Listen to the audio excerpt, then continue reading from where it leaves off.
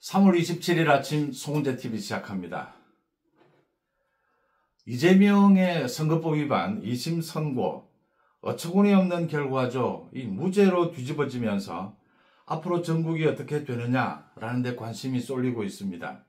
그런데 이재명이 웃고 있는데 웃을 때가 아니다라고 하는 점입니다. 이재명의 선거법 위반, 이 재판은 많은 법률 전문가들이 소위 이재명에게 무죄를 주기 위해서 억지로 끼워 맞춘 것이다. 이런 식이라면 앞으로 선거에서 거짓말하는 것을 막을 수도 없고 공직선거법에서 허위사실 유포, 이제 이게 유명무실하게 된 것이다. 지금까지 지난 20년 동안 선거법에서 거짓말을 해서 처벌받았던 많은 정치인들은 억울하게 된 것이다. 앞으로 어떤 변수가 생기게 되느냐? 첫째, 대법원입니다. 이재명은 무죄를 선고받았기 때문에 대법원에 상고를 할 수가 없습니다. 이재명이 상고를 할 수가 없기 때문에 상고를 할 수 있는 권한이 없기 때문에 이재명은 재판 지연을 할 수도 없습니다. 검찰만이 상고를 할 수가 있습니다. 검찰이 곧 상고하겠다라고 밝혔습니다. 검찰이 상고를 하게 되면 이 재판 지연을 할 수가 없기 때문에 대법원에서 빠르면 한 달 반, 2달 안에 결론을 내릴 수가 있습니다. 조희대 대법원장이 결단을 내리면 대법원에서 이 2달 안에는 이재명에 대해서 이 판결을 바로잡을 수 있다라고 하는 이야기입니다. 대법원에서 판결을 하는 방식은 두 가지입니다. 파기환송이 있고 파기자판이 있습니다. 이 선고가 잘못됐으니까 다시 한번 심리를 하라. 서울고법에 다시 내려보내는, 이게 파기환송이고, 그렇게 되면 시간이 많이 걸립니다. 그게 시간이 걸리고 복잡하다라고 해서 대법원에서 직접 판결을 내릴 수도 있습니다. 그게 파기자판입니다. 대법원에서 1심에서는 유죄였는데 2심에서는 무죄다. 이걸 바로잡기 위해서 대법원에서 직접 판결을 내릴 수도 있다라고 하는 것입니다. 조희대 대법원장의 결단에 따라서 대법원에서 이 이재명의 선거법 위반, 이 판결을 바로 잡을 수 있다는 것이 변수로 남아 있습니다. 또 하나는 헌법재판소입니다. 윤석열 대통령에 대한 탄핵, 이 선고를 다음 주로 일단은 미뤘습니다. 다음 주로 넘어갔다라고 하는 것은 윤 대통령에 대한 탄핵 기각이 거의 확실해지고 있다라고 하는 점입니다. 헌법재판소 재판관들, 합리적이고 보수 재판관이다라고 할 수 있는 적어도 3명, 많게는 5명, 이 재판관들의 입장은 더욱 확고해졌다고 하는 것입니다. 이재명의 어제 선거법 위반 재판을 보면 그 3명의 부장판사 중에 1명은 우리법 연구회였습니다. 또 1명은 호남 출신이었습니다. 1명은 영남이었습니다. 이제는 좌파 판사들의, 이 소수의 좌파 판사들의 난동입니다. 이건 재판이 아닙니다. 이런 상황에서는 저 난동을 제압하는 길만 있을 뿐이다. 법리 다툼, 상식적인 것, 의미가 없어졌습니다. 그래서 헌법재판관들도 태도가 이제는 확실해질 것이다. 윤 대통령의 복귀입니다. 대통령직 복귀가 우선이다. 지금은 비상계엄을 놓고 이게 위헌 위법이냐, 중대하냐, 중대하지 않느냐, 사실은 의미가 없어졌습니다. 이런 상황에서 헌법재판소의 분위기도 완전히 바뀌게 될 것이다 라는 걸 짐작해 볼 수가 있습니다. 그 다음 또 한 가지 변수는 이 마은혁 임명입니다. 민주당과 이재명이 마은혁을 임명하라, 이걸 가지고 최상목도 탄핵을 하겠다. 오늘 이제 국회 본회의가 열립니다. 최상목 탄핵이 발의를 하고 난 다음에 오늘 국회 본회의에 보고를 하겠다라고 하고 있습니다. 그 다음 한덕수 권한대행에 대해서도 또 재탄핵하겠다라고 하고 있습니다. 민주당 이재명이 이 마은혁 임명이 되지 않으면 윤 대통령에 대해서 탄핵 인용은 불가능하다. 그래서 마은혁 임명을 강요하고 있는 셈입니다.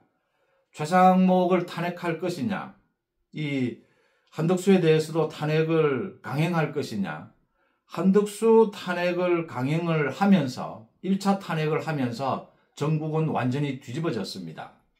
보수 대결집이라고 불렀습니다. 여론이 뒤집어졌습니다. 2배 이상, 3배 가까이 국민의힘 지지율이 치솟으면서 민주당을 앞서기도 했습니다. 그렇게 되었던 이 한덕수에 대한 탄핵, 이 묻지마 탄핵에 대한 또 국회의 책임이 불거졌습니다. 그런데도 민주당이 최성목에 이어서 한덕수에 대한 탄핵을 강행할 수 있을 것이냐, 아니면 공격만 하고 탄핵하겠다라고 협박만 하고 실제 탄핵은 하지 못할지 모른다. 이재명과 민주당도 이제 앞으로의 전국을 대하는 전략이 좀 달라질 것이다.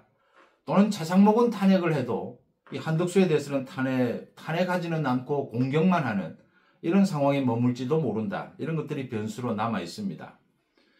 여기서 가장 중요한 것은 보수 대결집입니다.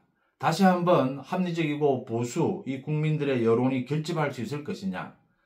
보수 대결집을 통해서 지난 4개월 동안 여론이 완전히 뒤집어졌습니다.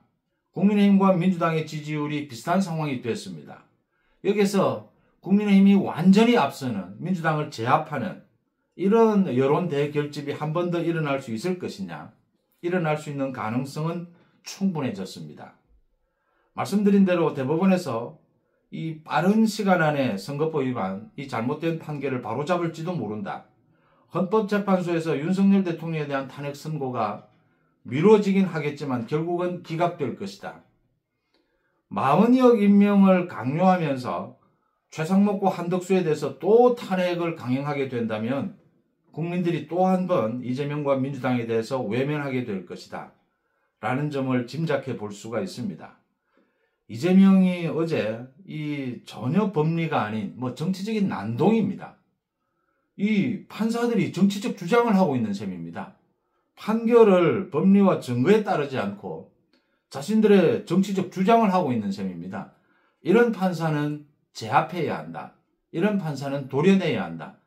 이런 판사들과 상식과 법리로 이 논쟁을 벌이는 것 자체가 필요 없는 일이다.